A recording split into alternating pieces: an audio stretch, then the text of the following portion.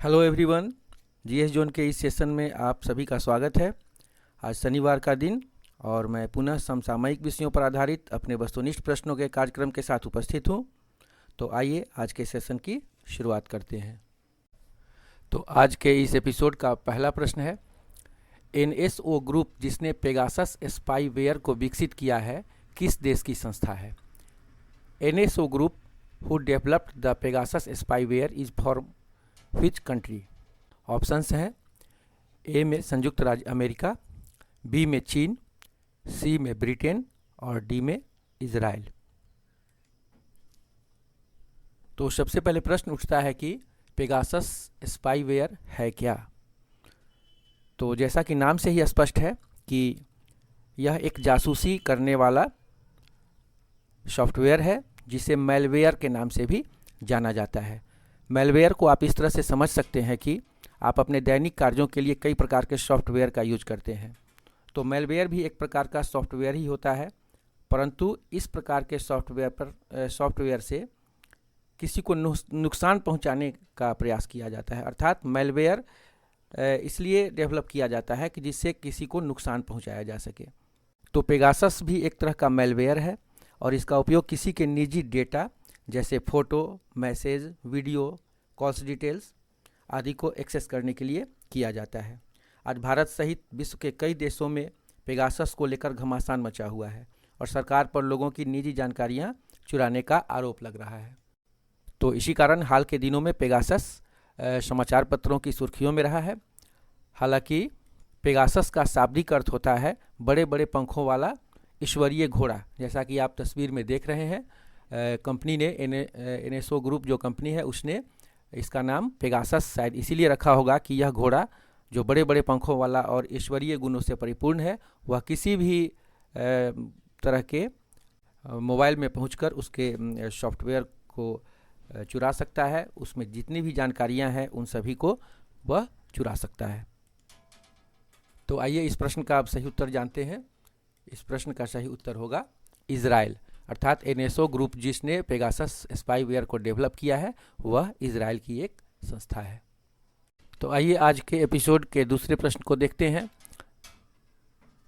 UNESCO द्वारा हाल में विश्व विरासत में शामिल किए गए हड़प्पा कालीन स्थल धौलावीरा की खोज किसने की थी? Who discovered A Harappan place Dholavira which included in the world heritage site by UNESCO? Options हैं, ए में राय बहादुर दयाराम साहनी, बी में राखाल दास बनर्जी, सी में जगपति जोशी और डी में ब्रजवासी लाल। जैसा कि आप जानते हैं भारत का सबसे प्राचीन सभ्यता जिसे सिंधु घाटी सभ्यता या हड़प्पा सभ्यता के नाम से जाना जाता है, यह सबसे पहले 1921 ईस्वी में राय बहादुर दयाराम साहनी के नेतृत्व में हड़प्पा की खुदाई हुई थी। उसके बाद राखाल दास बनर्जी के नेतृत्व में मोहनजोदड़ो की खुदाई हुई। ये दोनों स्थल अभी पाकिस्तान में है, परंतु आपके स्क्रीन पर जो प्रश्न है वह धौलावीरा से संबंधित है। यह धौलावीरा गुजरात के कच्छ में स्थित एक हड़प्पा कालीन स्थल है जिसकी खुदाई प्रश्न के अनुसार किसने की थी, इसका आपको जवाब देना है। आप जानते हैं कि हाल ही में चीन में जो यूनेस्को की एक वर्चुअल मीटिंग हुई थी उसमें भारत में वर्ल्ड हेरिटेज साइट के रूप में धौलावीरा को 40वां स्थल के रूप में मान्यता प्रदान की गई। तो इस धौलावीरा की खोज किस पुरातत्ववेत्ता के द्वारा की गई थी? तो इस प्रश्न का सही उत्तर देखते हैं, जगपति जोशी। अर्थात जगपति जोशी ने 1967-68 ईस्वी में इस हड़प्पा कालीन स्थल की खुदाई करवाई थी और यह स्थल जो है वो लोगों के सामने प्रकाश में आया था। तो इस प्रश्न का सही उत्तर होगा जगपति जोशी। आइए आज के एपिसोड का तीसरा प्रश्न देखते हैं। ट्रांसजेंडर के लिए सरकारी सेवाओं में आरक्षण देने वाला भारत का प्रथम राज्य कौन है? Who is the first state of India to provide reservation in government service for transgenders? Options हैं, गुजरात, तमिलनाडु, कर्नाटक और उड़ीसा। जैसा कि आप जानते हैं ट्रांसजेंडर अर्थात वैसे लोग जिन्हें स्त्री या पुरुष से अलग तीसरे लिंग के रूप में मान्यता प्राप्त होती है। ऐसे लोग प्रायः समाज से उपेक्षित भी होते रहे हैं और काफ़ी दिनों से इनके मानवाधिकार की मांग उठती रही है। तो हाल ही में भारत के एक राज्य ने इन ट्रांसजेंडर्स के लिए सरकारी सेवाओं में आरक्षण की घोषणा की है। आपको बताना है कि वह राज्य कौन है। तो इस प्रश्न का सही उत्तर है कर्नाटक। कर्नाटक की सरकार ने वहाँ के हाई कोर्ट के निर्देश के आधार पर ऐसे ट्रांसजेंडर्स के लिए 1% आरक्षण सरकारी सेवाओं में देने की घोषणा की है। तो इस प्रश्न का सही उत्तर होगा कर्नाटक। आज के एपिसोड का चौथा प्रश्न है, अमेरिका के शिकागो शहर में किस भारतीय महापुरुष के नाम पर सड़क का नाम रखा गया है? The street of US city Chicago is named on which Indian legend? Options हैं, ए में सुभाष चंद्र बोस, बी में महात्मा गांधी, सी में बाल गंगाधर तिलक और डी में स्वामी विवेकानंद। जैसा कि आप जानते हैं 1893 ईस्वी में शिकागो शहर में विश्व धर्म सम्मेलन का आयोजन हुआ था और उसमें भारत की ओर से सनातन धर्म अर्थात हिंदू धर्म का प्रतिनिधित्व करने हेतु स्वामी विवेकानंद को भेजा गया था और स्वामी विवेकानंद को उस धर्म सम्मेलन में सर्वश्रेष्ठ वक्ता का पुरस्कार मिला था। तो शिकागो शहर स्वामी विवेकानंद से ही जुड़ा हुआ है और वहाँ की स्थानीय जो प्रशासन है उसने स्वामी विवेकानंद के नाम पर ही शिकागो के सड़क का नाम रखा है। तो इस प्रश्न का सही उत्तर होगा स्वामी विवेकानंद। आइए अब एपिसोड का अगला प्रश्न देखते हैं। हाल में समाचार पत्रों की सुर्खियों में रहा नौका क्या है? What is Nauka which has been in the news headlines recently? Bharat का एक समुद्री बेड़ा, बी में है रूस का अंतरिक्ष मॉड्यूल, सी में अमेरिका का अंतरिक्ष स्टेशन और डी में श्रीलंका का मछुआरा जहाज। तो इस प्रश्न का सही उत्तर होगा रूस का अंतरिक्ष मॉड्यूल। अर्थात यह एक रूसी मॉड्यूल है, अंतरिक्ष मॉड्यूल, जिसे प्रोटॉन रॉकेट सिस्टम के तहत रूस की जो अंतरिक्ष एजेंसी है रॉक कॉस्मोस उसने अंतरिक्ष में भेजा है और इसमें अंतरिक्ष यात्रियों के लिए सभी सुविधाएं जैसे जनरेटर, रोबोट कार्गो क्रेन, शौचालय, बिस्तर इत्यादि की सुविधा दी गई है।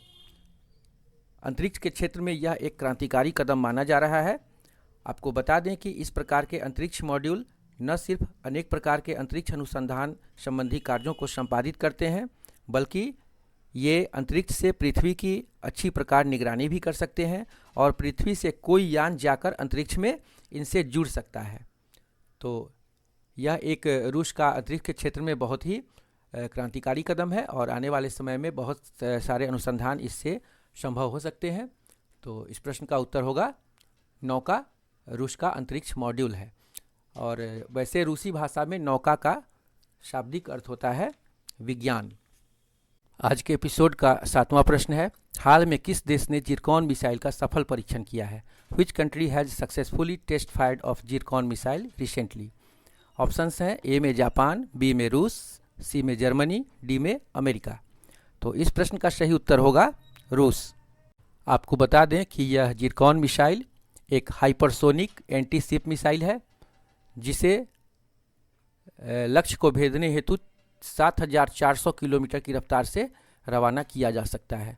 हालांकि इस जिरकॉन मिसाइल के परीक्षण से रूस के प्रति अमेरिका और नाटो के जो देश हैं वो काफ़ी सशंकित हैं और उन्होंने इसका विरोध भी किया है। आज का अगला प्रश्न जो है वो आपके सामने है। अमेजॉन कंपनी के मालिक जेफ बेजोस ने हाल में किस यान से अंतरिक्ष की यात्रा की? Owner of Amazon company Jeff Bezos recently travelled to space in which aircraft? Options हैं, न्यू शेफर्ड, बी में है ब्लू ओरिजिन, सी में है शेफायर और डी ऑप्शन है एबॉट। आपको पता होगा कि हाल ही में अमेजॉन कंपनी के जो संस्थापक हैं या उसके जो सीईओ हैं जेफ बेजोस, उन्होंने अंतरिक्ष की यात्रा की थी और अपने साथ अपने भाई को भी ले गए थे। तो अंतरिक्ष में ये जाकर इन्होंने कुछ पल भी बिताया। तो ये हाल में चर्चा का विषय बना हुआ है और ये अंतरिक्ष यात्रा उन्होंने अपनी एक निजी अंतरिक्ष यान से किया था, और उस निजी यान का नाम आपको बताना है कि किस अंतरिक्ष यान से उन्होंने अंतरिक्ष की यात्रा की थी। तो इस प्रश्न का सही उत्तर होगा न्यू शेफर्ड, अर्थात जिस अंतरिक्ष यान से इन्होंने अंतरिक्ष की यात्रा की उस अंतरिक्ष यान का नाम है न्यू शेफर्ड। ये आने वाली परीक्षा में आपके लिए काफ़ी इम्पोर्टेंट है, महत्वपूर्ण है।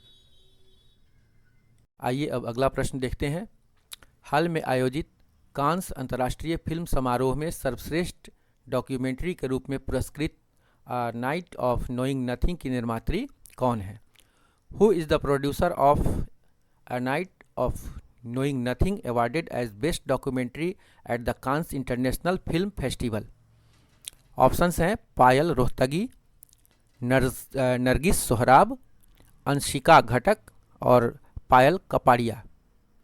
आपको पता होगा कि कांस में प्रत्येक वर्ष एक फिल्म समारोह का आयोजन होता है, अंतर्राष्ट्रीय फिल्म समारोह का, और इसमें सर्वश्रेष्ठ फिल्म, सर्वश्रेष्ठ निर्माता, सर्वश्रेष्ठ अभिनेता अभिनेत्री इत्यादि के पुरस्कार दिए जाते हैं।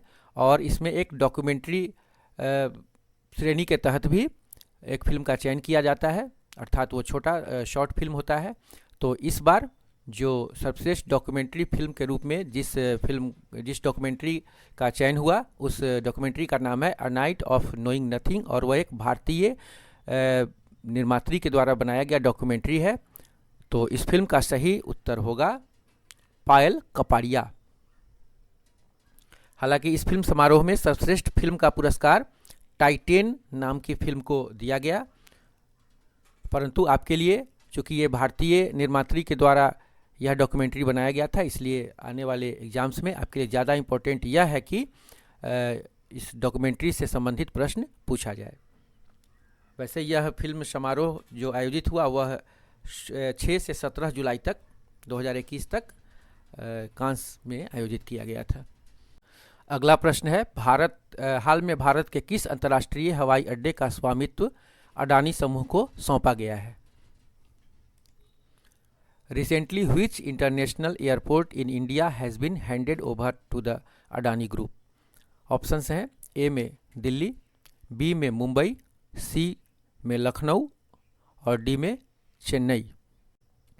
जैसा कि आप जानते हैं, वर्तमान सरकार जो है अपने देश की, वह कई सार्वजनिक क्षेत्र की संस्थानों का निजीकरण को निजी हाथों में सौंप चुकी है, निजी कंपनियों के हाथों में सौंप चुकी है।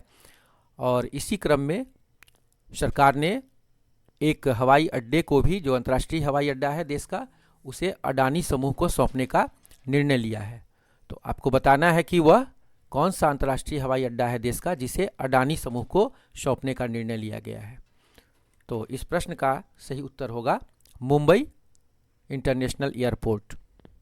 एपिसोड का अगला प्रश्न है, चाइना रूम जो बुकर पुरस्कार हेतु दावेदारों की सूची में शामिल है, किस भारतीय मूल के ब्रिटिश उपन्यासकार की रचना है?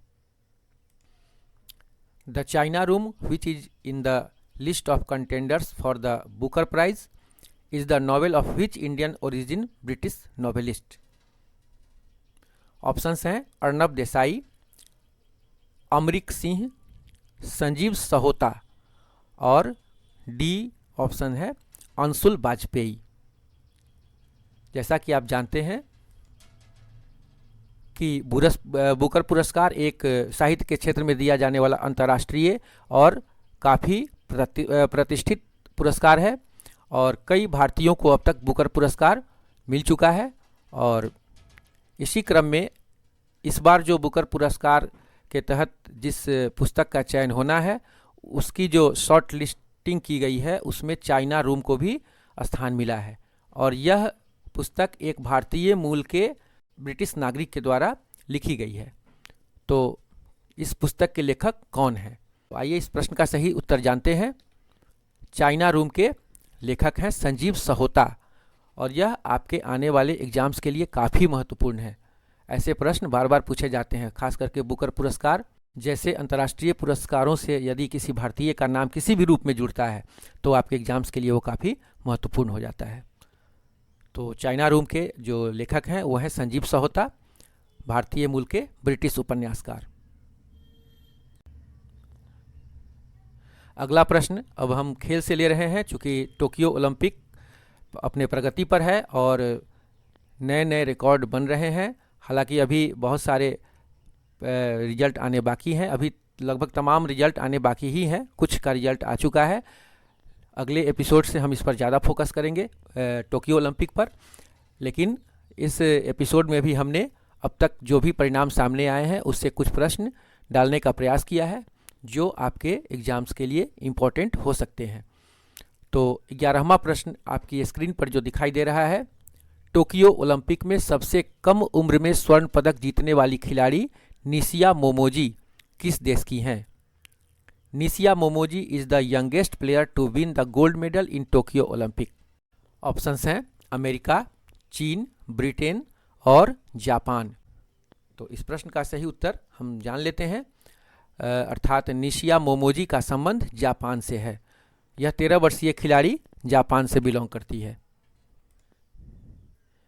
इस बार के टोक्यो ओलंपिक में एक नया खेल स्केट बोर्डिंग शामिल किया गया था और इस खेल के बारे में विशेष जानकारी अन्य देशों को है भी नहीं और इस खेल में जापान को महारत हासिल है। इसका फ़ायदा जापान ने होस्ट होने के नाते उठाया है, अर्थात जापान इस बार के ओलंपिक का मेज़बान देश है और उसने इस खेल को अपने विशेषाधिकार का प्रयोग करते हुए इवेंट्स में शामिल कर लिया और इस स्केट बोर्डिंग खेल में 13 वर्षीय खिलाड़ी निशिया मोमोजी ने स्वर्ण पदक हासिल किया, जो सबसे कम उम्र में स्वर्ण पदक हासिल करने वाली खिलाड़ी बन गई हैं।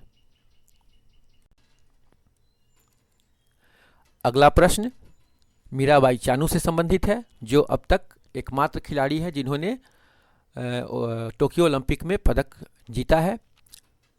तो उनसे संबंधित प्रश्न है, भारोत्तोलक मीराबाई चानू ने टोक्यो ओलंपिक में किस भार वर्ग में देश के लिए रजत पदक जीता है? Weight lifter Mirabai Chanu won silver medal for the country in which category in Tokyo Olympic?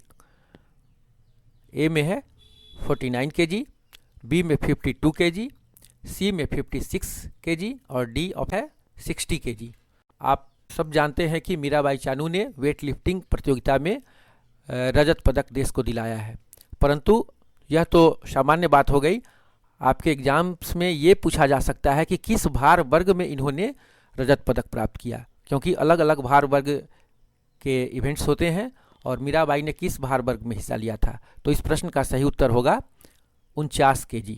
इन्होंने 49 kg भार वर्ग में कुल 202 किलोग्राम वजन उठाकर दूसरा स्थान प्राप्त किया और रजत पदक इन्होंने प्राप्त किया। जैसा कि आप जानते हैं कि भारोत्तोलन में 2 तरह के इवेंट्स होते हैं हर भार वर्ग में, पहला स्नैच और दूसरा क्लीन एंड जर्क, और दोनों को जोड़कर अंतिम परिणाम घोषित किया जाता है। तो मीराबाई चानू ने स्नैच में 87 किलोग्राम और क्लीन एंड जर्क में 115 किलोग्राम वजन उठाया और दोनों को मिलाकर 202 किलोग्राम वर्ग के साथ इन्होंने प्रतियोगिता में दूसरा स्थान प्राप्त किया। हालांकि जो प्रथम स्थान पर चीन की एक खिलाड़ी भारोत्तोलक जो आई, जिनका नाम है जी हुई हाक, वो 210 kg वजन उठाकर स्वर्ण पदक उन्होंने प्राप्त किया था। हालांकि जो वाडा संस्था है, वर्ल्ड एंटी डोपिंग संस्था agency, world anti doping agency, उसने उनके प्रदर्शन को शंका भरी नज़रों से देखा है और उनका जो डोप टेस्ट हुआ उसमें उनके मूत्र परीक्षण में कुछ शंकाएं नज़र आ रही हैं और हो सकता है कि उनसे यह स्वर्ण पदक वापस ले लिया जाए। और वैसी अगर ऐसा होता है तो वैसी परिस्थिति में मीराबाई चानू का जो सिल्वर मेडल है वह गोल्ड मेडल के रूप में बदल सकता है, अर्थात सी हुई हाक से यह पदक लेकर मीराबाई चानू को दिया जा सकता है। एपिसोड का अगला प्रश्न है, टोक्यो ओलंपिक 2021 में देश के लिए शानदार प्रदर्शन करने वाली खिलाड़ी भवानी देवी का संबंध किस खेल से है? Brilliantly performed in Tokyo Olympic for the country Bhavani Devi is related to which game? Options हैं तीरंदाजी, निशानेबाजी, जिम्नास्टिक और तलवारबाजी। हालांकि भवानी देवी ने कोई पदक प्राप्त नहीं किया, परंतु वो काफ़ी सुर्खियों में रही टोक्यो ओलंपिक के दौरान। उनका सफ़र हालांकि समाप्त हो चुका है, टोक्यो ओलंपिक में उनकी स्वदेश वापसी हो चुकी है, परंतु उन्होंने ओलंपिक में यादगार प्रदर्शन किया और इस प्रश्न का जो सही उत्तर होगा वह होगा तलवारबाजी। आज तक भारत ने किसी भी ओलंपिक प्रतिस्पर्धा में तलवारबाजी इवेंट, जिसे फेंसिंग कहा जाता है, में हिस्सा लिया ही नहीं था। पहली बार किसी भारतीय ने तलवारबाजी प्रतियोगिता में देश का प्रतिनिधित्व किया है और उन्होंने अपने प्रथम दौर के मैच को जीता भी, इसीलिए वो काफ़ी चर्चा में रहीं। हालांकि अपने दूसरे दौर में कड़े मुकाबले में वो हारकर बाहर हो गई, लेकिन फिर भी देश के लोगों के जुबान पर वो काफ़ी चर्चित हैं। भवानी देवी, जो चेन्नई की रहने वाली हैं। तो इस प्रश्न का सही उत्तर होगा तलवारबाजी अर्थात फेंसिंग। आज के एपिसोड का अगला प्रश्न है, टोक्यो ओलंपिक 2021 में कौन देश अपने मूल नाम के साथ प्रतियोगिता में हिस्सा नहीं ले रहा है? Which country is not participating in the Tokyo Olympic in its original name? Options हैं ताइवान, वियतनाम, मोरक्को और रूस। जैसा कि आपको पता होगा, दिसंबर 2019 में रूस के कई खिलाड़ियों द्वारा प्रतिबंधित दवाओं का इस्तेमाल करने के कारण वाडा जो है, वर्ल्ड एंटी डोपिंग एजेंसी, उसने रूस पर 4 वर्षों के लिए अंतर्राष्ट्रीय प्रतियोगिताओं में हिस्सा लेने पर प्रतिबंध लगा दिया था। और तब से रूस, हालांकि इस पर काफ़ी विवाद भी हुआ था, रूस ने इसका काफ़ी प्रोटेस्ट भी किया था, लेकिन फिर भी वाडा ने अपना निर्णय नहीं बदला और तब से रूस अपने मूल नाम से किसी अंतर्राष्ट्रीय प्रतियोगिता में शामिल नहीं हो पाया है। और इसी वजह से इस बार जो टोक्यो ओलंपिक चल रहा है, इसमें भी रूस अपने मूल नाम से प्रतियोगिता में शामिल नहीं हो पा रहा है। परंतु रूस के खिलाड़ियों को प्रतियोगिता में शामिल होने से रोका नहीं गया है। वो शामिल हो सकते हैं, लेकिन उसके लिए एक अलग नाम दिया गया है जिसके नाम से वो प्रतियोगिता में शामिल हो सकते हैं, और वह नाम है रूस ओलंपिक कमेटी अर्थात ROC। तो रूस जो भी पदक जीतेगा वह ROC के नाम से मेडल टैली में दर्शाया जाएगा। तो इस प्रश्न का सही उत्तर होगा रूस। आइए अब इस एपिसोड का अंतिम प्रश्न देखते हैं। टोक्यो ओलंपिक में किस देश ने महिलाओं की 100 मीटर दौड़ स्पर्धा का तीनों पदक जीत लिया?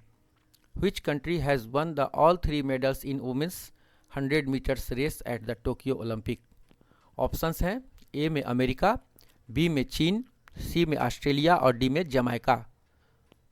आप जानते हैं कि 100 मीटर दौड़ ही ओलंपिक का सबसे दिलचस्प दौड़ माना जाता है, और इस 100 मीटर दौड़ में हाल के वर्षों में जमाइका का वर्चस्व रहा है। पिछले वर्ष भी आपने सुना होगा उसेन बोल्ट का नाम, पिछले ओलंपिक में भी 100 मीटर की पुरुष स्पर्धा का उन्होंने स्वर्ण पदक जीता था।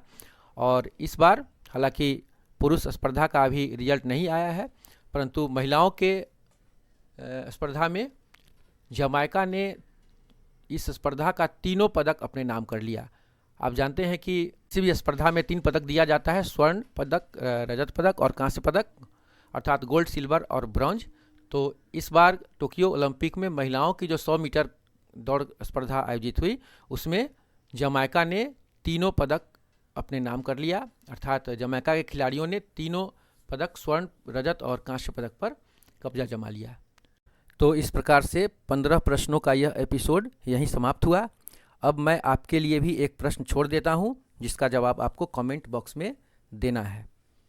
और यह प्रश्न है कि अगला ओलंपिक जो 2024 में आयोजित होना है, किस शहर में आयोजित होगा? इस प्रश्न का उत्तर आप कमेंट बॉक्स में अवश्य देंगे। धन्यवाद।